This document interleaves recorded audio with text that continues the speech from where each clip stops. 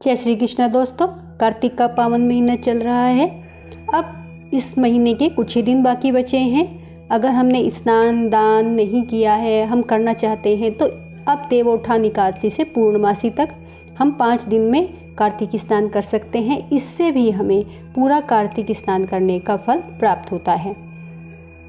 हमें कार्तिक माह में दीपदान अवश्य करना चाहिए। तुलसी माता के नीचे दीपक जलाना चाहिए। पीपल पतवारी में दीपक अवश्य जलाना चाहिए। तो बोलो विष्णु भगवान की जय। आज हम 26वां अध्याय का स्मरण करेंगे। कार्तिक मास महात्म्य का 26वां अध्याय श्री विष्णु की कृपा से आज तुमको रहा बताए। नारद जी बोले, इस प्रकार विष्णु पार्षदों के वचन सुनकर धर्मदत्त ने कहा, प्राय सभी मनुष्य भक्तों का कष्ट दूर करने वाले श्री विष्णु की यज्ञ, दान, व्रत, तीर्थ सेवन तथा तपस्याओं के द्वारा विधि पूर्वक आराधना करते हैं। उन समस्त साधनों में से कौन सा ऐसा साधन है जो भगवान विष्णु की प्रसन्नता को बढ़ाने वाला तथा उनके समीप्य को प्राप्त करने वाला है। दोनों पार्षद अपने पूर्व जन्म की कथा कहने लगे। हे द्विज श्रेष्ठ, आपका प्रश्न बड़ा श्रेष्ठ है। आज हम आपको भगवान विष्णु को शीघ्र प्रसन्न करने का उपाय बताते हैं। हम इतिहास सहित प्राचीन वृत्तांत सुनाते हैं, सावधानी पूर्वक सुनो। ब्राह्मण पहले कांचीपुरी में चोल नामक एक चक्रवर्ती राजा हो गए हैं। उन्हीं के नाम पर उनके अधीन रहने वाले सभी देश चोल नाम से विख्यात हुए। राजा चोल जब इस भूमंडल का शासन करते थे, उस समय उनके राज्य में कोई भी मनुष्य दरिद्र, दुखी, पाप में मन लगाने वाला अथवा रोगी नहीं था। एक समय की बात है, राजा चोल अनंत शयन नामक तीर्थ में गए, जहाँ जगदीश्वर भगवान विष्णु ने योग निद्रा का आश्रय लेकर शयन किया था।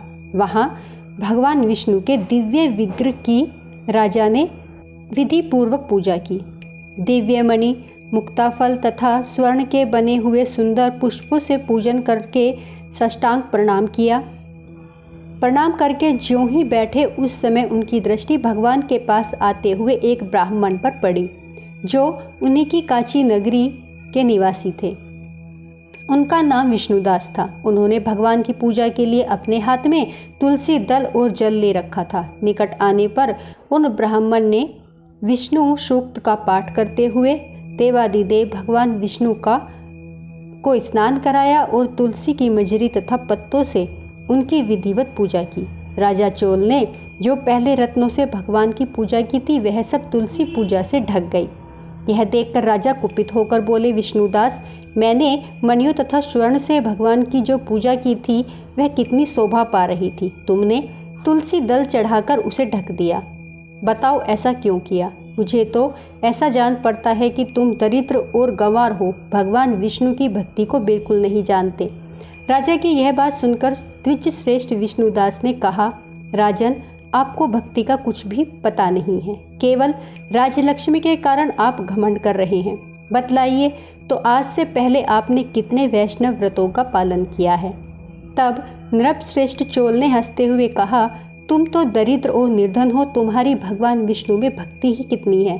तुमने भगवान विष्णु को संतुष्ट करने वाला कोई भी यज्ञ और दान आदि नहीं किया और न पहले कभी कोई देव मंदिर ही बनवाया है। इतने पर भी तुम्हें अपनी भक्ति का इतना गर्व है। अच्छा, तो ये सभी ब्राह्मण मेरी बात सुन ले।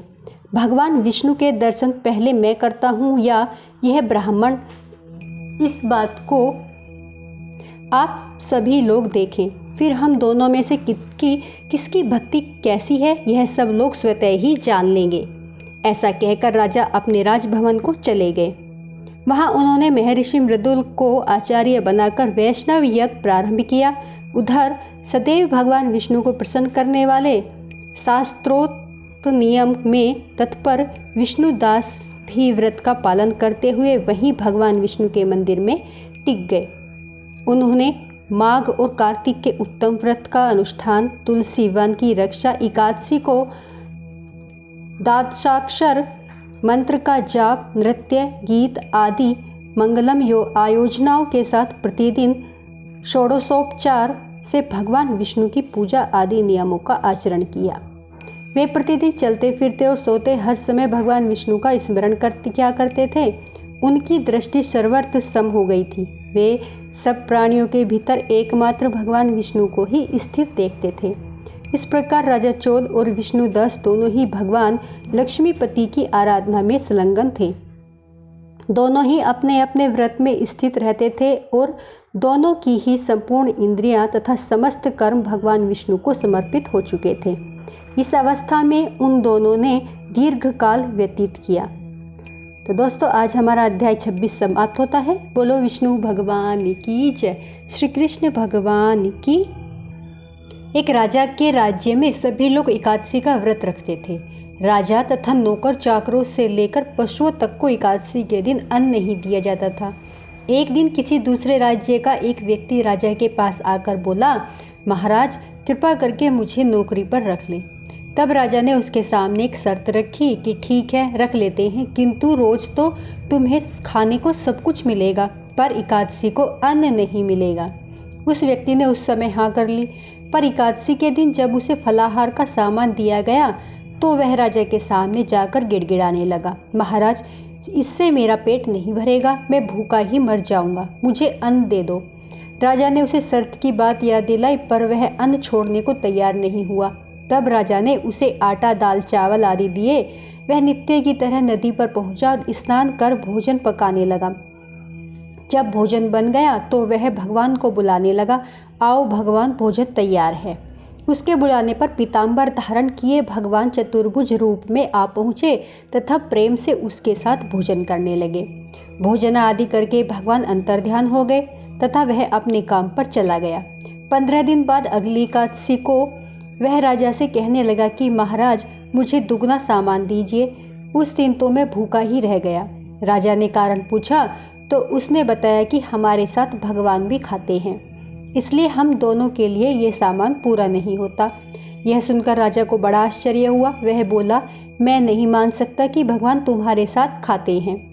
मैं तो इतना व्रत रखता हूँ, पूजा करता हूँ, पर भगवान ने मुझे कभी दर्शन नहीं दिए। राजा की बात सुनकर वह बोला, महाराज यदि विश्वास न हो तो साथ चलकर देख ले। राजा एक पेड़ के पीछे छिपकर बैठ गया। उस व्यक्ति ने भोजन बनाया तथा भगवान को शाम तक पुकारता रहा, परंतु भगवान न आए। अंत में उसने कहा, हे भगवान, यदि आप नहीं आए तो मैं नदी में कूदकर प्राण त्याग दूंगा। लेकिन भगवान नहीं आए। तब वह प्राण त्यागने के उद्देश्य से नदी की तरफ बढ़ा। प्राण त्यागने का उसका दृढ़ इरादा जान शीघ्र ही भगवान ने प्रकट होकर उसे रोक लिया और साथ बैठाकर भोजन करने लगे। खा पीकर वे उसे अपने विमान में बिठाकर अपने धाम ले गए। यह देख राजा ने सोचा कि व्रत उपवास से तब तक कोई फायदा नहीं होता जब तक मन शुद्ध न हो। इससे राजा को ज्ञान मिला। वह भी मन से व्रत उपवास करने लगा और अंत में स्वर्ग को प्राप्त हुआ। हे विष्णु भगवान, हे नारायण, जैसे आप उस व्यक्ति पर प्रसन्न हुए, उसके व्रत स्वीकार किए, वैसे ही कहानी कहते, सुनते, हुंकारा भरते और आपकी पूजा अर्चना, आपका व्रत करने वाले सब पर अपनी कृपा करना, सबके घर में सुख शांति भरना। बोलो विष्णु भगवान की जय।